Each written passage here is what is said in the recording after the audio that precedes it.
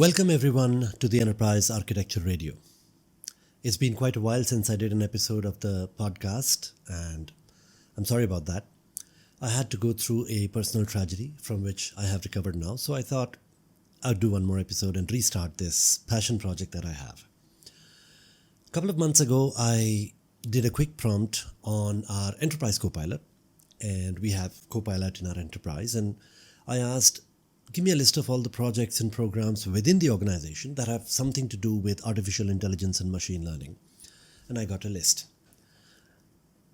It didn't just tell me about the projects that we are working on internally, but also gave me the names of some programs where we are working with other organizations, where we are trying to build a database for all AI type projects so that, models can be trained on it.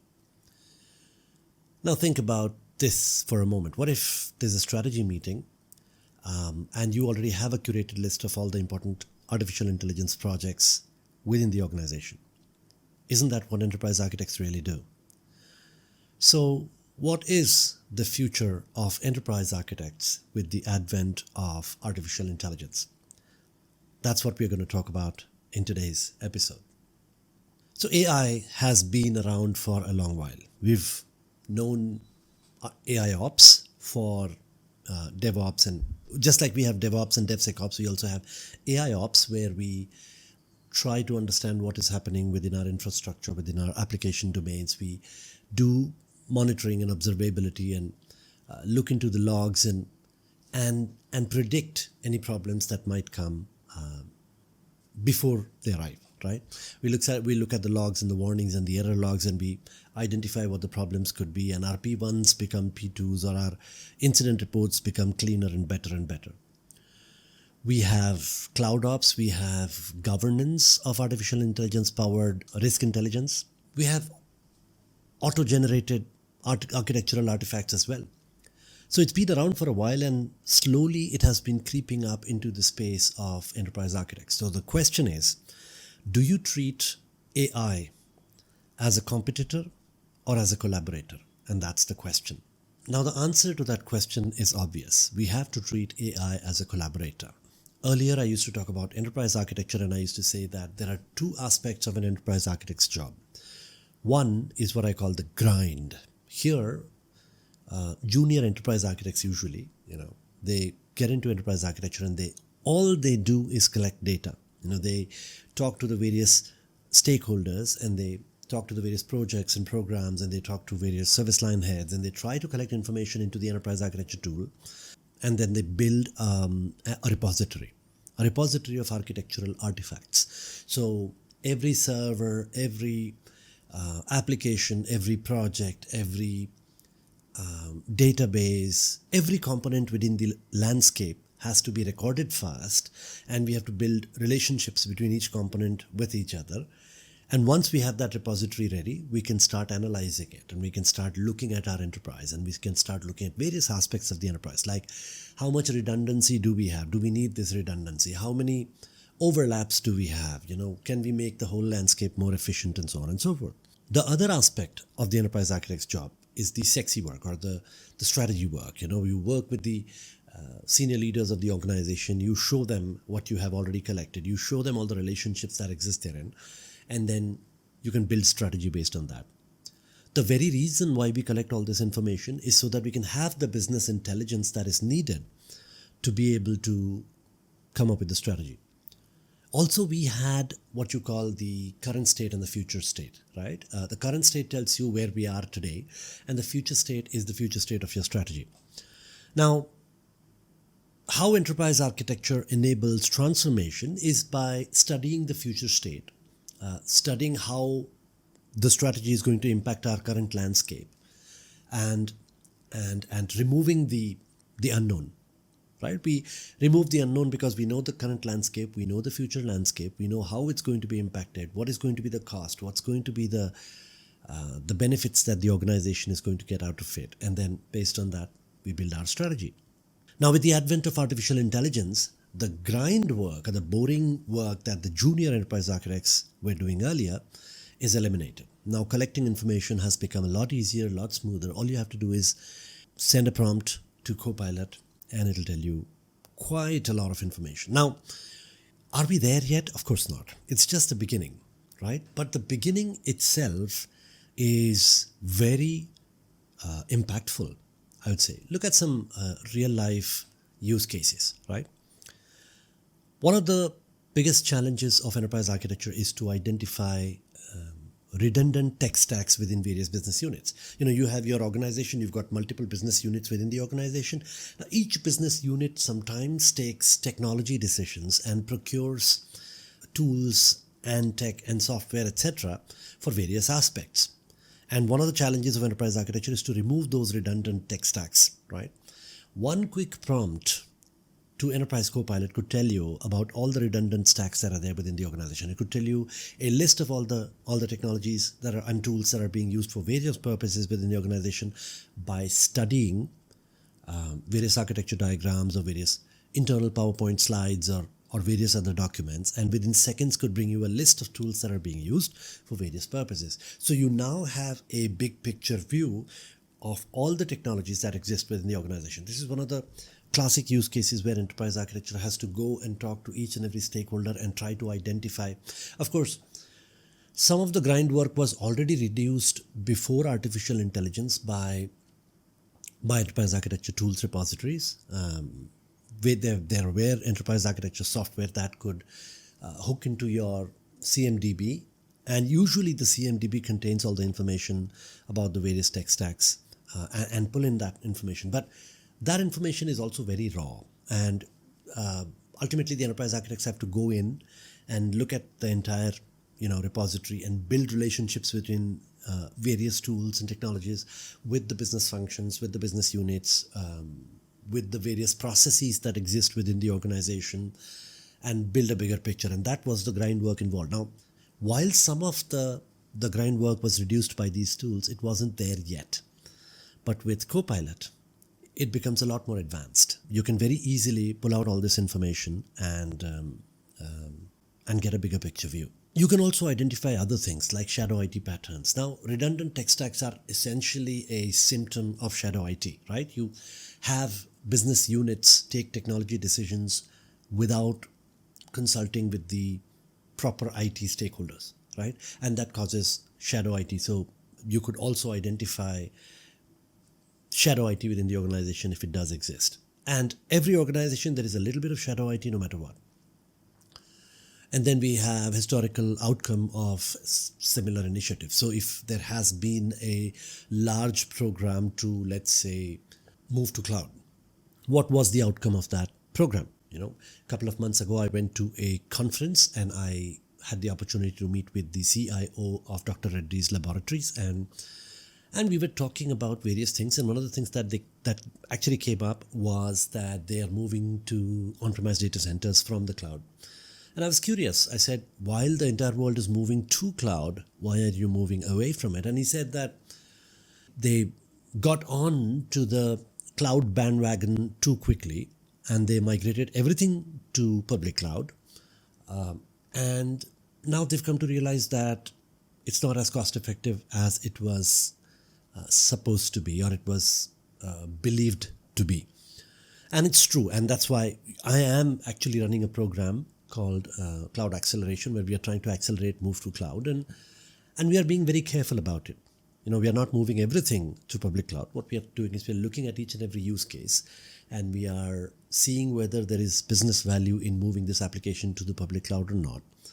And we are not doing any lifts and shifts, so to speak. We are replatforming everything, which means we are installing everything from scratch. We are modernizing the tech stack. We are making sure that we use native cloud services. We are making sure that we use auto-scaling, containerization, microservices, etc. And we are really deriving value after the migration. Now, obviously, this takes a lot of time, right? We are only migrating about 50 or so applications in a year.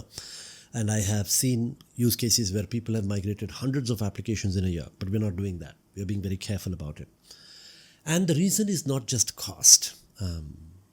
Being an enterprise architect for such a long time, well, I'm no longer an enterprise architect, I'm doing other things, but in my experience, I've always seen that when you take a decision blindly at scale, it usually ends up to be not as productive as it was believed to be. So what I'm trying to say here is, if you've run such a program in the past and if you would like to see the historical outcome of what happened as a part of that program, that becomes easier with Copilot. You could ask Copilot, have we run a cloud migration project in the past and what was the outcome?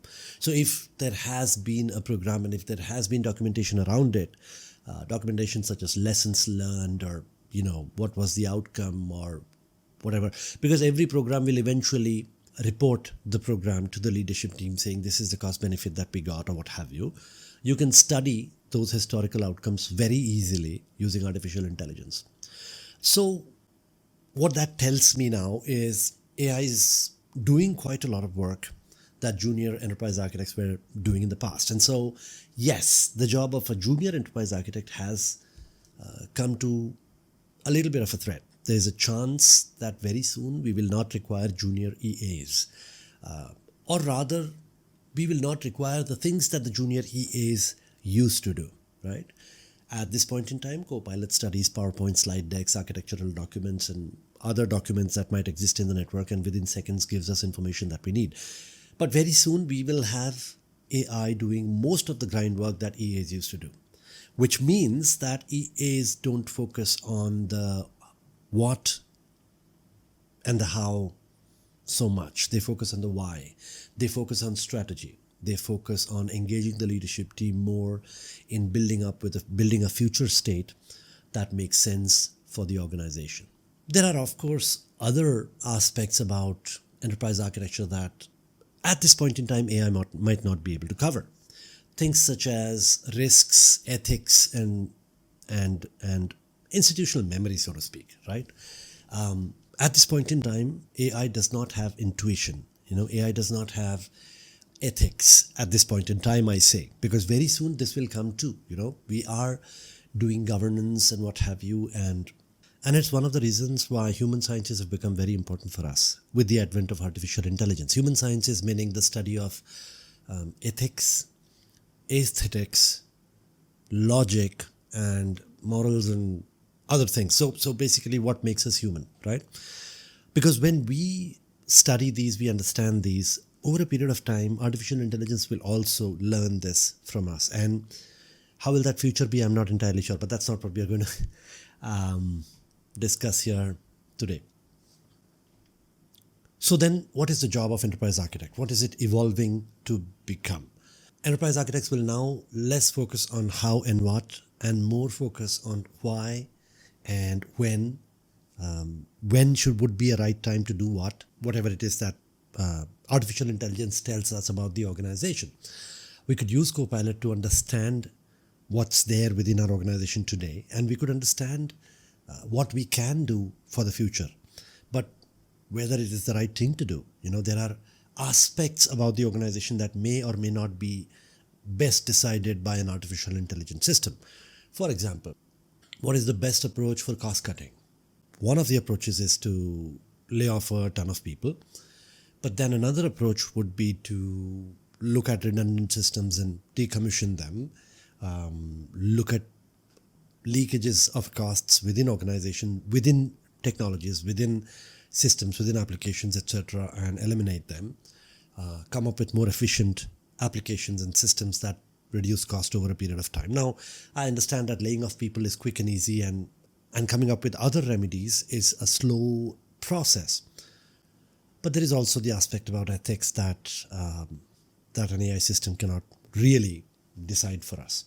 Although we humans have not done the best job in being ethical within the organization. Anyway, so the times are changing and AI is coming, and we are hearing all this news about how AI is going to impact our jobs as programmers, as writers, as creators, etc., right? We should also look at how it impacts EA. And this is just the beginning of this thought process. I would like you to think about this. I would like you to tell me what your thoughts are about how AI is going to impact us. Tell me about a couple of use cases. I am hearing more and more and reading more and more about the job of an enterprise architect dying. And truth be told, it hasn't been very successful over the years. I've been associated to enterprise architecture for many, many years, and I've not seen a lot of successful EA implementations within organizations. And if it needs to survive, then it cannot survive as EA, it can survive as a framework for strategy. And that's what I'm going to do in this podcast going forward. I'm going to pivot a little bit. While I'm going to continue to call it Enterprise Architecture Radio, I'm going to think about how strategic thinking can be applied within organizations. And until now, this has been a solo podcast, and I've tried multiple times in the past. Not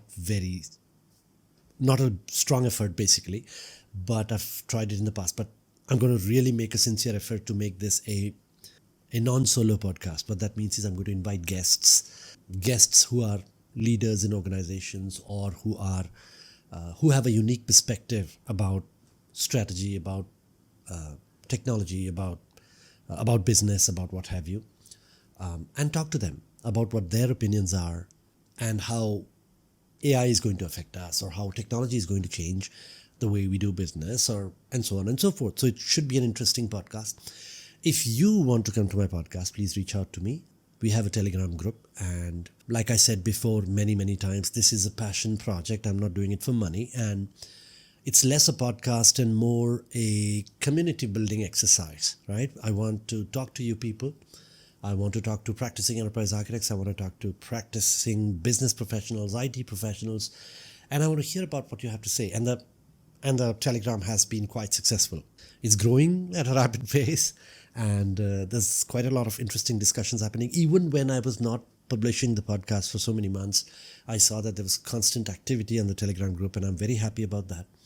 And thank you very much, all of you who are on the Telegram group and who continue to contribute to the Telegram group. So reach out. Let's make this a more interactive project.